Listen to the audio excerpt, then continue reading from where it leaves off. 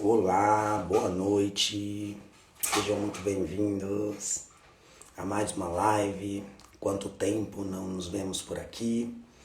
Vamos aguardar o pessoal entrar, enquanto o Instagram comunica.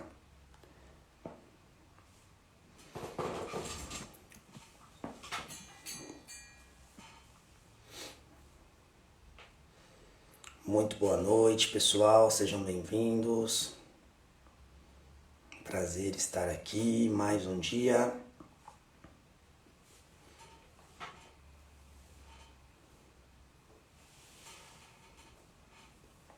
Muito boa noite. Vamos aguardar um pouco as pessoas entrarem e nós já começaremos mais uma live. Faz um pouquinho de tempo que eu não apareço por aqui, mas faremos hoje e falaremos de um tema bastante especial, de sentido ao sofrimento. Vamos aguardar só mais um pouco, enquanto o Instagram avisa, e já iniciaremos. Boa noite, muito boa noite. Vamos aguardar um pouco e nós já começaremos. Boa noite, muito boa noite. E aí, Grex? Bom, pessoal, acredito que podemos começar. Então, primeiro, muito obrigado por vocês estarem aqui. E eu espero que de verdade essa noite eu consiga trazer para vocês um pouco de uma palavra de ciência, uma palavra de luz, uma palavra que guie vocês também, como tem me guiado na vida pessoal, na vida profissional e familiar também. O tema de hoje é de sentido ao sofrimento. Quando nós falamos dar sentido ao sofrimento, podemos meditar uma série de coisas, mas eu gostaria de convidar você a pensar hoje, a meditar hoje, sobre o que é uma vida perfeita, o que é uma vida ideal, o que é uma vida bonita, o que é uma vida que faça sentido. Nós temos enxergado, temos ouvido, temos vivido tempos em que as pessoas buscam uma vida ideal, uma vida que tudo seja muito bonito, uma vida que financeiramente seja perfeita, uma vida que do ponto de vista amoroso seja perfeito, do ponto de vista familiar seja perfeito. Quando eu falo perfeito, o bom, ou razoavelmente bom. Vivemos um mundo em que quando nós queremos empreender, entendemos que ao abrirmos o nosso negócio ele vai bombar, ele vai crescer, tudo vai ser muito rápido, ou que não teremos problemas. Mas, quando nós falamos de dar sentido ao nosso sofrimento, é neste ponto que eu gostaria de começar essa noite. É muito importante entendermos que o sofrimento ele é parte normal, é uma parte existencial nossa. Ele faz parte da vida humana. Não tem como, não existe uma vida sem sofrimento. Não existe. Se as pessoas querem viver uma vida sem sofrimento, não existe, não tem como viver.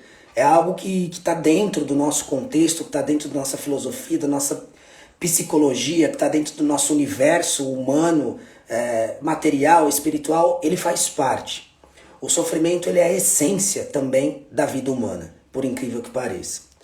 E quando nós entendemos que o sofrimento ele faz parte, alguns podem falar, mas é fácil você falar de sofrimento, talvez você não tenha ninguém nesse momento na sua casa com câncer, ou talvez você não esteja desempregado, ou talvez, ok, eu entendo também muitas das vezes nosso questionamento. Mas é aí que entra onde nós buscaremos o sentido do sofrimento. Uma vida sempre é regada de sofrimento. A gente resolve um problema e começa outro. A gente resolve um problema e começa outro. Faz parte, isso é a nossa vida humana.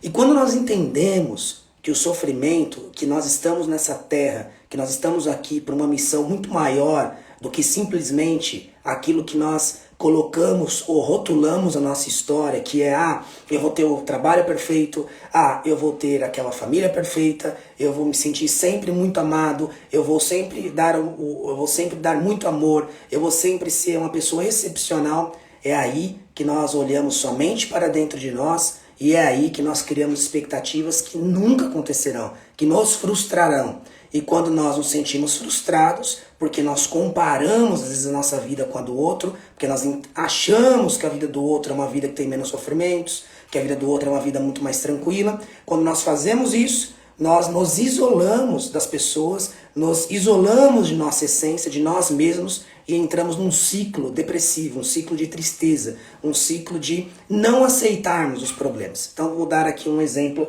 prático disso. Se eu estou indo fazer uma entrevista de trabalho e estou lá, né, todo com o meu costume, todo arrumado, com gravata, e vou a caminho dessa minha entrevista, e se nesse momento da minha entrevista de trabalho chove e eu me molho e não consigo depois mais, porque eu não tinha um guarda-chuva, tem duas maneiras da gente ver isso. Uma, ou três, quero dizer. Uma é falar que droga, a vida é uma merda, eu não vou conseguir essa entrevista, que droga. A segunda é falar, paciência, eu vou desse jeito mesmo, eu não tenho sorte, é sempre assim. Ou a terceira é falar, meu, eu não consigo ir para essa entrevista hoje, eu vou voltar para casa e na próxima vez eu preciso estar mais preparado quando surgir outra oportunidade, porque eu não estava, eu preciso carregar esse guarda-chuva comigo, eu preciso carregar isso comigo, para que eu esteja precavido e evite esse tipo de problema nas próximas vezes. Vejam bem, com um sofrimento que pode frustrar um plano, existem três narrativas, três maneiras de você enxergar isso, para você entender e querer olhar a sua vida. Se nós trazermos para a nossa história, a Madre Teresa de Calcutá, que viveu na Índia, uma mulher magrinha, simples, feia, uma mulher que teve uma vida que você, se olhar para ela, que sentido que isso tinha? O que essa mulher, antes dela decidir a seguir o trabalho dela, que vantagem que ela tinha, que alegria que ela tinha aos nossos olhos. Mas ela conseguiu trazer um significado para a vida dela, um significado que fez com que, ao servir, ao buscar aquelas pessoas pobres nas ruas, quando Madre Teresa visitava os doentes, quando Madre Teresa levava comida aos famintos, ela encontrava ali um sentido muito maior, que o sofrimento de vida que ela tinha, ele ficava muitas vezes ao lado, ou ele continuava lá, porque, como eu falei, a vida é isso. Se você é um ser humano, a vida é isso, a gente vai passar por sofrimento, mas ela automaticamente, ela continuava a missão dela, que é servir, que era doar-se, que era encontrar um sentido para a história dela. Não indo muito distante, se nós olharmos para a nossa história, na época de quando os judeus eram perseguidos na Europa, né, principalmente no velho mundo, né, no continente europeu, no período lá das guerras, da Segunda Guerra, onde houve Hitler que perseguia os judeus. Eu já falei muitas vezes dele, preciso falar novamente. Existe um psiquiatra austríaco e filósofo e psicólogo também, chamado Viktor Frankl, que ele sabia, né, que há 3 anos estava reinando, 3 anos já reinava o nazismo, e ele era judeu, e ele sabia que de fato ele ia para campos de concentração. Eles viam sinais na sociedade, porque todo o nazismo começou de maneira muito tímida, e aos poucos ele foi crescendo com atitudes, com palavras, com proibições, e aí quando as pessoas viram, já estavam envolvidas nisso. E aí surgiram os campos de concentração, né, onde as pessoas eram obrigadas a trabalharem para sobreviver. Trabalhar, e sabia que o destino dela era a morte, provavelmente. Viktor Frankl, ele recebeu uma proposta, inclusive, para lecionar nos Estados Unidos, nesse período que antecedia aí, praticamente, quando ele foi enviado para os campos de concentração. Era casado e também tinha os pais dele, que também todos eram judeus. E ele decidiu não ir para os Estados Unidos, para esse campo de concentração, porque ele queria, de fato, ele não poderia deixar a família dele, ele não poderia deixar a história dele lá, né? Ele queria, de fato, dedicar-se a isso, dedicar a história dele e seguir. Então, como consequência, naquela época do nazismo, separaram os familiares dele. Então, os pais foram para um lugar, né, um campo de concentração, depois ele nunca mais os viu, morreram.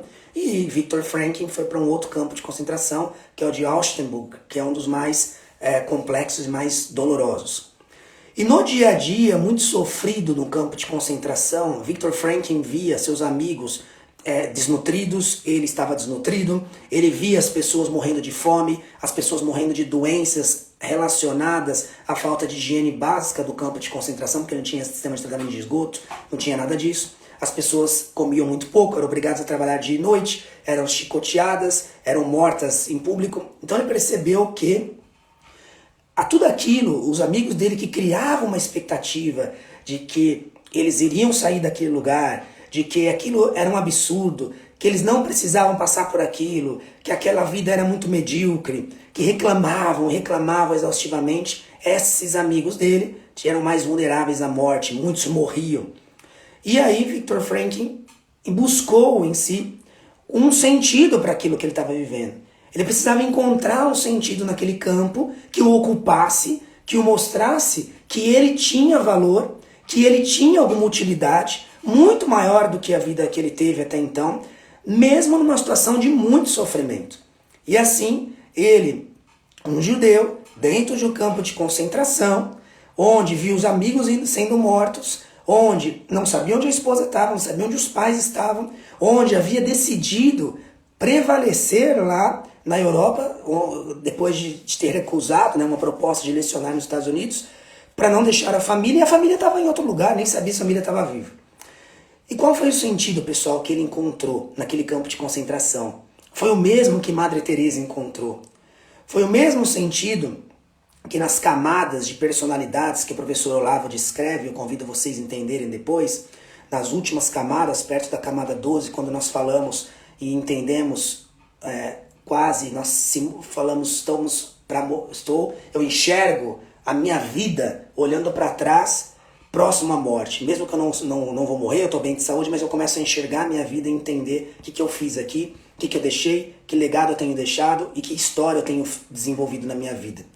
E assim, Viktor Frankl fez. O que ele fez? Ele começou a trabalhar como medicina, ele começou a servir no campo de concentração diariamente. Ele esqueceu a ideia de que ele sairia de lá, de como seria a vida dele lá, mas ele olhava para trás e enxergava os momentos bons da vida dele que ele passou e trazia isso e olhava para o tempo presente e falava, eu preciso encontrar um sentido que me motive a estar aqui todos os dias, porque se eu não encontrar, se eu abominar o meu sofrimento, se eu me condenar, se eu me afastar de mim, da minha própria realidade, esse sofrimento me fará consumir-se numa tristeza, que eu vou me afastar das pessoas, que eu vou entrar num processo depressivo e, obviamente, que a morte, né, ela pode já acontecer mesmo a gente vivo. A morte no sentido de esperança, de expectativa, a morte no sentido de sermos luz para as pessoas.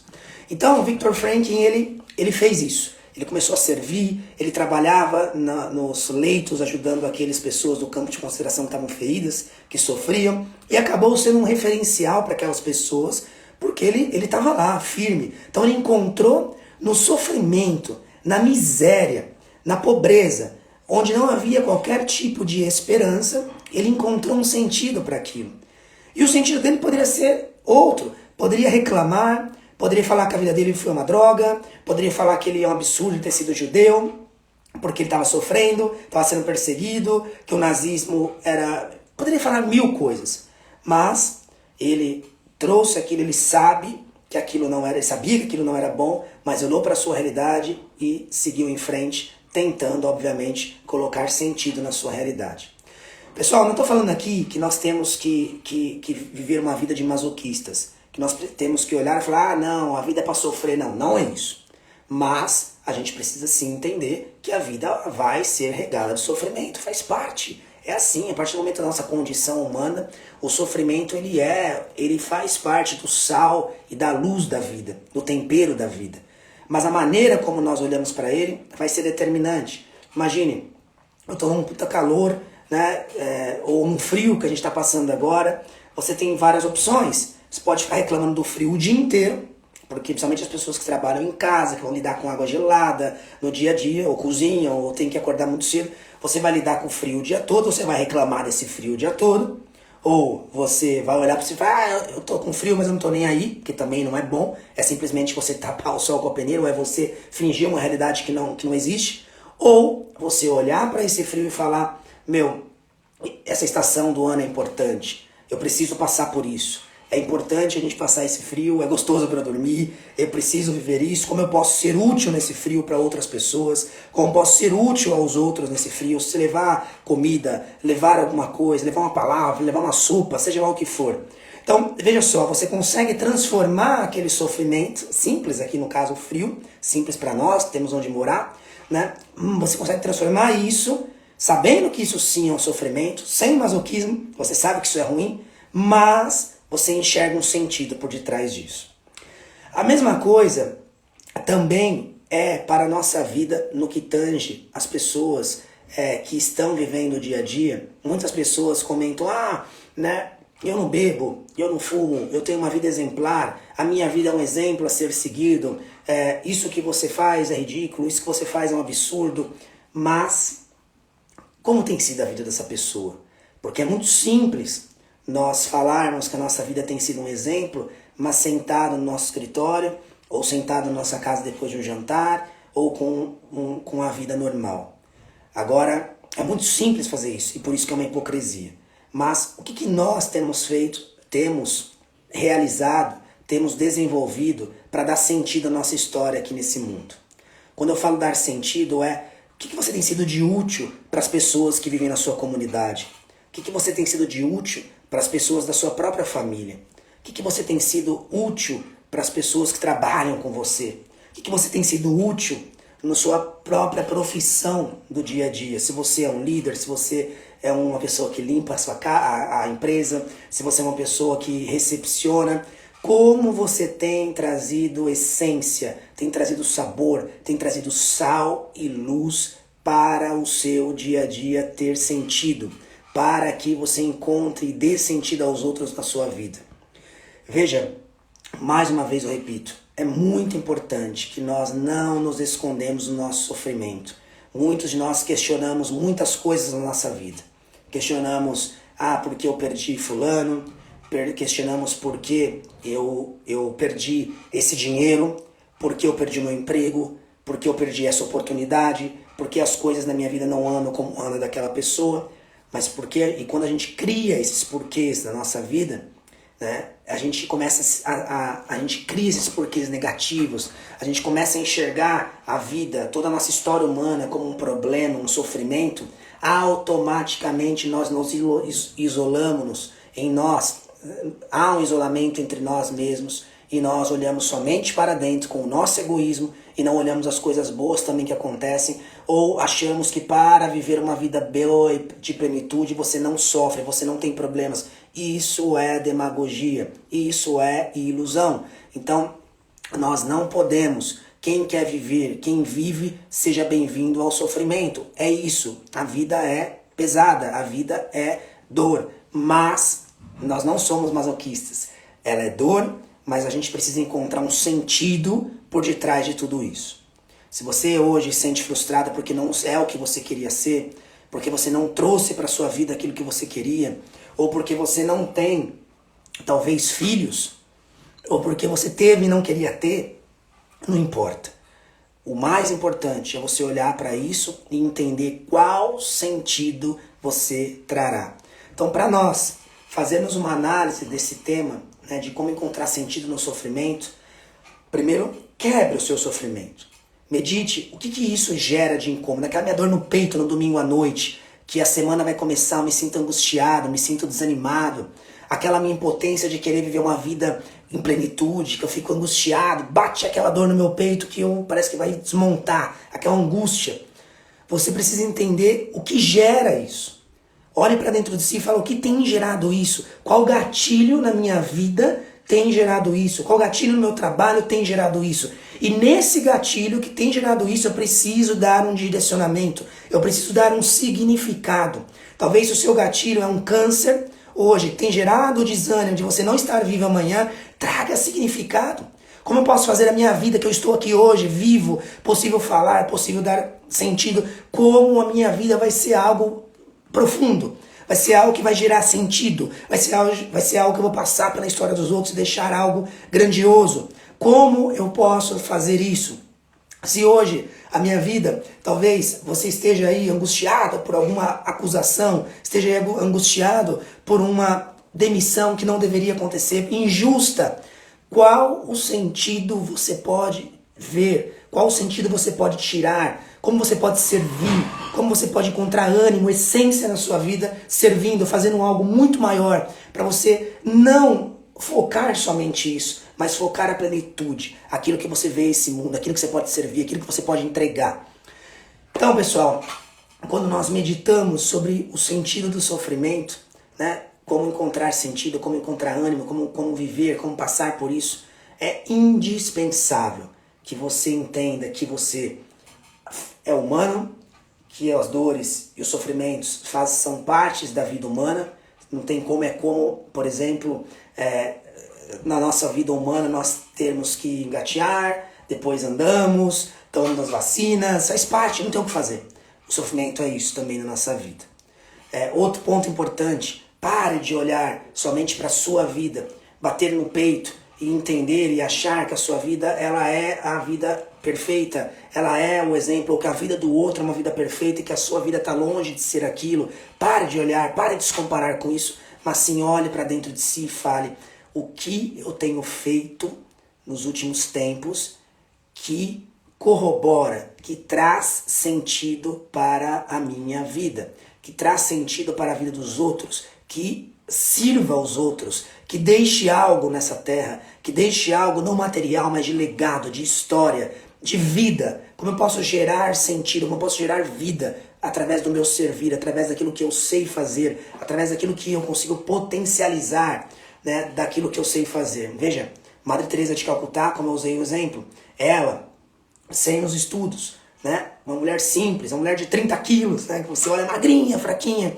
ela encontrou um sentido. Ela poderia olhar para dentro de si e falar: poxa, aqui na Índia é tudo muito ruim, é tudo péssimo, mas ela olhou para dentro de si e encontrou um sentido, que era acolher, que era dar de alimentar, que era servir as pessoas que estavam na rua, os pobres, os humilhados, aqueles que ninguém gostaria. E nisso ela viu que a vida dela fazia muito sentido, ela viveu em função disso. E aí, pessoal, todo o sofrimento, todas as coisas que vêm para tentar derrubar aquilo que nós acreditamos, todas as dificuldades que aparecerão na vida, porque vão aparecer, não tem jeito, elas serão vistas de uma maneira diferente. Elas não serão vistas como barreiras que nos deixarão ou nos enfraquecerão. Os sofrimentos serão vistos como oportunidades de nós ali, de fato, sofrermos, mas sabendo que o sofrimento faz parte da vida, não tem como ser humano se eu não sofro, mas com aquilo eu tirar algo que eu vou trazer significado para a minha história, que eu vou trazer significado para a minha essência.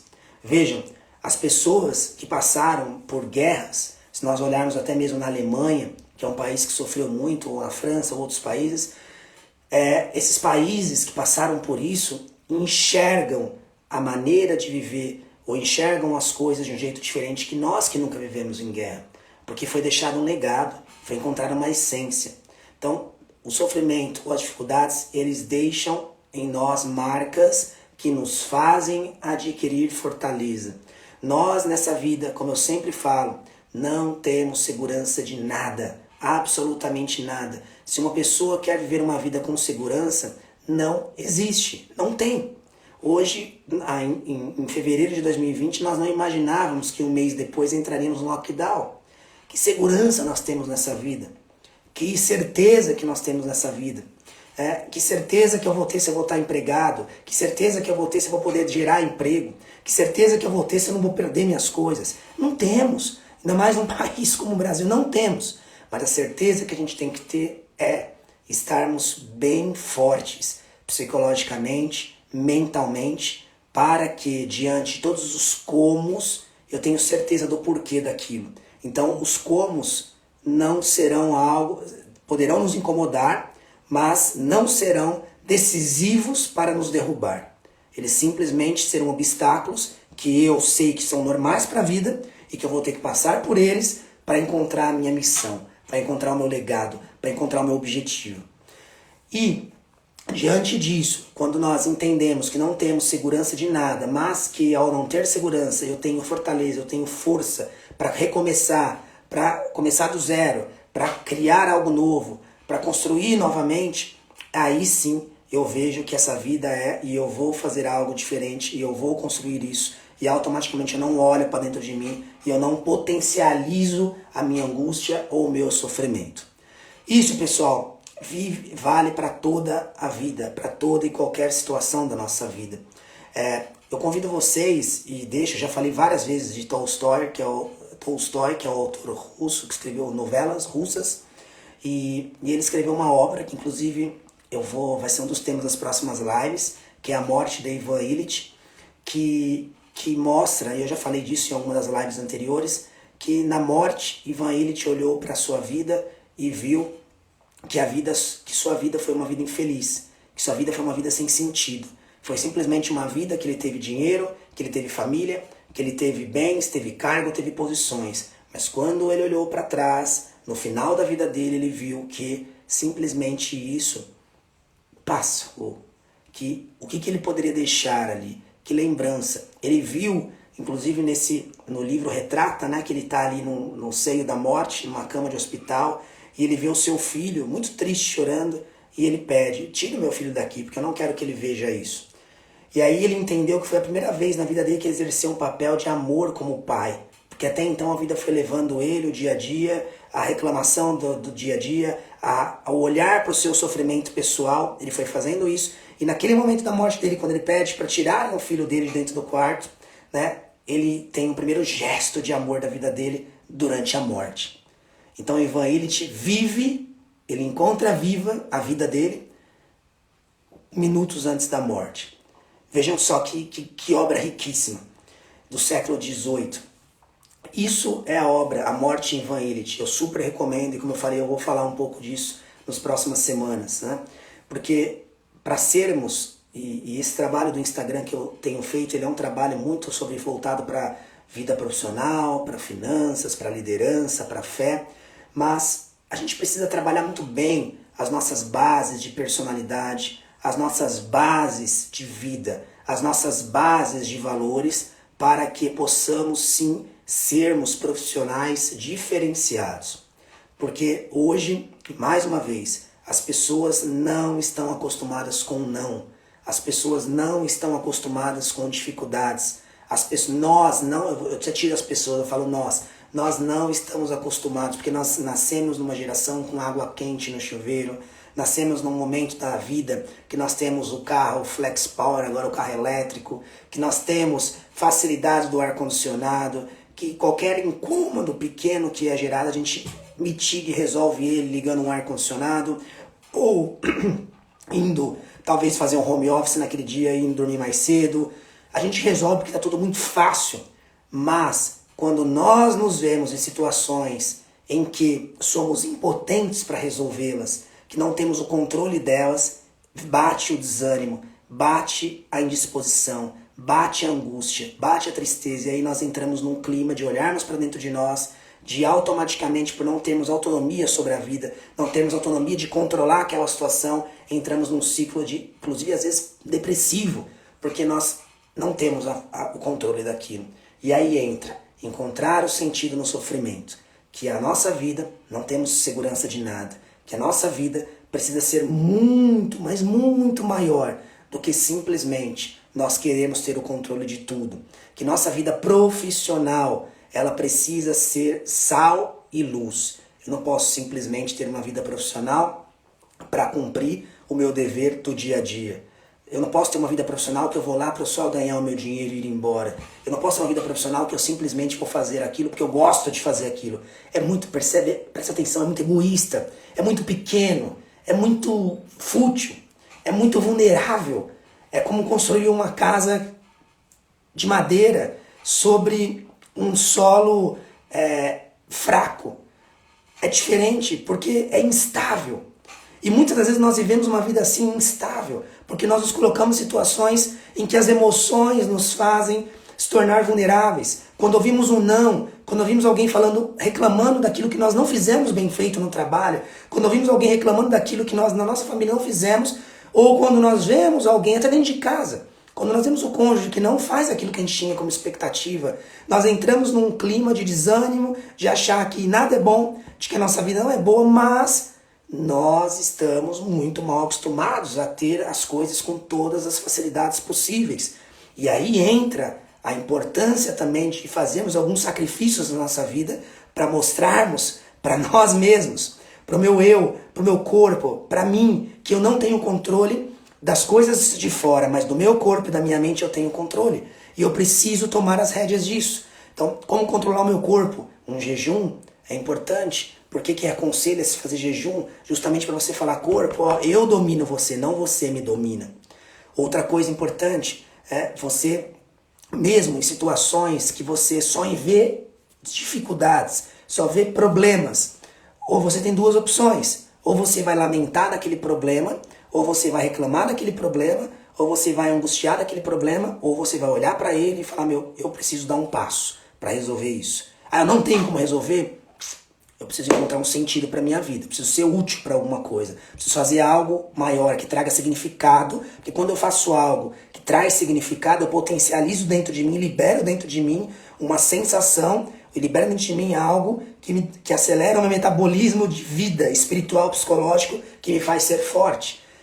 Se você está endividado e recebe uma ligação de alguém te cobrando, você vai ficar puto que ligaram, mas a pessoa está fazendo o trabalho dela. E o que você... Não adianta reclamar que a pessoa está te ligando para cobrar. Não adianta reclamar que você está endividado, que sua vida é uma merda. Você vai ter que atender, assumir aquela responsabilidade pela dívida, negociar com seus credores e tentar encontrar um meio. Não tem meio agora? Eu não tenho meio. Mas eu sei que eu tenho essa responsabilidade, eu sei que eu devo e eu preciso resolver. E eu estou disposto a resolver, mas essa é a minha realidade hoje. Então não adianta você surfar em cima daquilo e falar, olha, eu estou endividado, eu sou um coitado, a minha vida é uma droga. Não vai resolver nada. Você não vai resolver nada do seu problema. A mesma coisa quando nós perdemos alguém na nossa vida, que nós amamos muito e que nós não esperávamos, principalmente nesses períodos de coronavírus, perdemos tantas pessoas boas, né, que nós amamos, e aí nós olhamos para a nossa vida e falamos, meu Deus, né, Deus não fala comigo, Deus não me ouve, Deus não faz o que eu quero. Não. É o momento de nós olharmos e entendermos que nós não temos controle de nada. É o momento de nós olharmos e entendermos que nós precisamos rever a nossa história e falar, para que direção eu tenho ido? Para que caminho eu tenho levado a minha vida?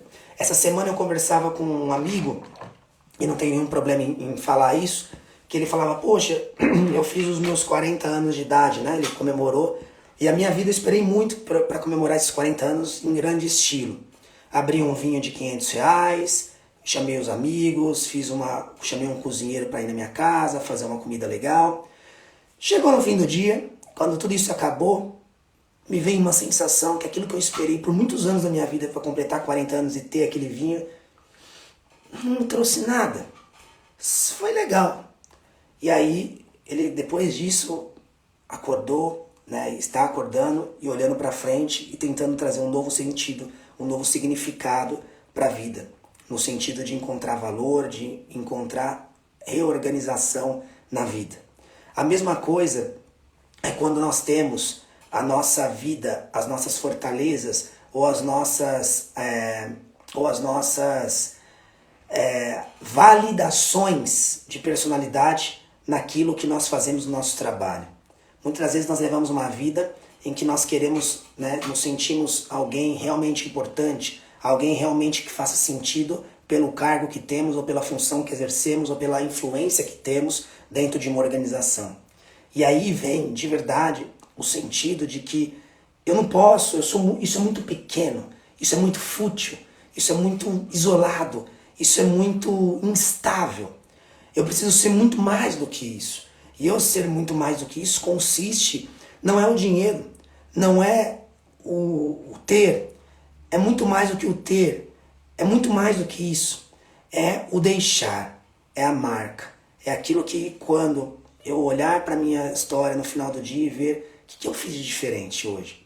Ou sem poetizar, sem romantizar muito, mas é olhar para uma vida inteira e refletir se eu meditasse hoje no meu fim, se eu olhasse hoje para a minha escatologia, né, o fim, como seria você hoje? Como você olharia para a sua história e caracterizaria? Como você olharia para o que você viveu até agora, ou para o que você, uma foto da sua situação de hoje, como? Como você caracterizaria isso? Uma pessoa amarga, uma pessoa que reclama pra caramba, uma pessoa que fica questionando Deus por que foi fulano, beltrano, que você não queria que fosse, uma pessoa que se incomoda por qualquer coisa pequena do dia a dia, ou uma pessoa que tem feito um trabalho simples, mas que encontra sentido naquilo, fazendo com muita dedicação, muito amor, muita vontade, muito zelo e ao mesmo tempo, através do seu fazer, trazer, arrastar pessoas, levando para elas sal, luz, sentido. Então, pessoal, nessa noite eu convido vocês a refletirem sobre isso. O sentido da nossa dor, o sentido do sofrimento, que vocês entendam que a partir do momento que nós nos colocamos na condição humana, que somos gerados, que somos agraciados, né, por termos a vida, o dom da vida, nós, seres humanos, temos que entender que a vida vai ter problemas, que a vida terá dificuldades. Isso é o básico, é o normal. E não podemos ser uma criança mimada quando tira o pirulito, que estava gostoso, quando leva naquele brinquedinho do parque de diversões, vamos chorar e falar: ah, pai, mãe, ah, Deus, a minha vida é injusta. Ah, Deus, aquele cargo era para mim, mas eu não era o que eu queria. Oxe, eu queria ser pai ou mãe depois de 2 anos de casado, mas eu não tô sendo. Ai, que droga, tiraram meu pirulito, tiraram meu docinho, então vou ficar chateado, chateadinha. Gente, ou, eu não consegui comprar aquela casa que eu queria agora. Eu não consegui comprar, não, vou ficar chateado, que vida de droga, olha, aquele outro consegue isso, é um absurdo, como aquela pessoa tão má nasceu em berço de ouro, consegue, não interessa. Então, olhemos menos para os outros e olhemos mais para aquilo que estamos fazendo nessa vida em termos de sentido, para aquilo que estamos fazendo nessa vida porque queremos realmente ser úteis, como podemos servir dentro de casa, como podemos servir nas coisas pequenas. Essa semana, mais especificamente ontem, eu escrevi um artigo de Bangladesh, não sei se vocês viram, mas a semana passada 50 pessoas morreram numa fábrica em Bangladesh, que fica numa região do Oriente Médio, ali ela é toda em volta pela Índia, uma região pobre, mas o país tem crescido muito, onde as grandes marcas de confecções de roupas como C&A, Tommy Hilfiger, Calvin Klein, eles terceirizam todo o processo produtivo deles lá. Então são pessoas que ganham muito pouco, vivem em condições precárias, as fábricas não têm um mínimo de higiene, não têm um mínimo de condição de segurança. E a gente ouve muito as pessoas se preocuparem, né, com o carbono, as pessoas criarem discussões de empoderamento nas empresas, as pessoas criam, não estou falando que uma coisa não tem nada a ver com outra, é importante também, eu acho que tem que ser, as pessoas precisam respeitar todos dentro de uma empresa. Mas o que eu quero dizer com isso é que antes de nós querermos arrastar multidões, antes de querermos mover grandes coisas, antes de querermos conquistar grandes coisas, precisamos começar a olhar para as coisas pequenas e fazê-las com muita qualidade. Um exemplo foi essa própria, como que as pessoas falam tanto, empresas grandes, tanto em logística reversa, tanto em 5G, em novo mundo do trabalho, mas uma série de pessoas estão lá em Bangladesh, em condições vulneráveis, em condições super perigosas, trabalhando e ganhando quase nada para isso. Então, vejam que ainda é muita hipocrisia que o nosso mundo tem vivido e que muitas vezes nós não enxergamos isso, nós precisamos falar disso, nós precisamos colocar o dedo nessa ferida, nós precisamos colocar o dedo na nossa ferida antes e entender como eu tenho feito para servir nessa vida, como eu tenho feito para chegar no meu domingo à noite e não se sentir angustiado, triste, desanimado, eu olhar para dentro de mim e falar, peraí, né? Faz parte, eu tenho que viver isso, mas eu preciso encontrar um sentido muito maior do que isso. Eu pegar aquilo que me desaborrece, pegar aquilo que me entristece, esmiuçar, né? Entender no detalhe de onde surgiu aquilo, por que aquilo tem sido, porque meu coração fica angustiado, porque eu fico angustiado, porque isso gera em mim isso, como que isso gera em mim, porque eu tenho culpado Deus por as coisas que acontecem, por quê? E automaticamente quando você entender a raiz disso, trabalhar dentro de si a fortaleza que vai ser desenvolvida e gerada quando você serve o outro, quando você é útil ao outro, quando você atinge a sua plenitude de utilidade, que ela nunca vai ser atingida. A gente tem que temos sempre que buscá-la diariamente. Tá bom, pessoal? Então é isso. Eu agradeço a todos vocês por essa noite, por estarem aqui comigo. Essa live vai ficar salva aqui no meu canal do Instagram. E se puderem vir para as pessoas que vocês gostariam que ouvissem essas palavras, espero que tenha sido importante para vocês, como foi para mim também, como tem sido. Acho que tudo isso que eu falo para vocês são coisas que eu vivo, que eu vivi como todos nós, e importantes para olharmos para frente e seguirmos. Então, muito obrigado. Peço aí que vocês compartilhem, não para audiência, não é isso, mas para levar essa missão, esse trabalho para outras pessoas também que precisam. E que precisam ouvir essas palavras nessa noite, tá bom? Muito obrigado, Deus abençoe vocês. Se precisarem de alguma coisa, podem me chamar aí no Instagram. Grande abraço, se cuidem, fiquem com Deus. Tchau, tchau.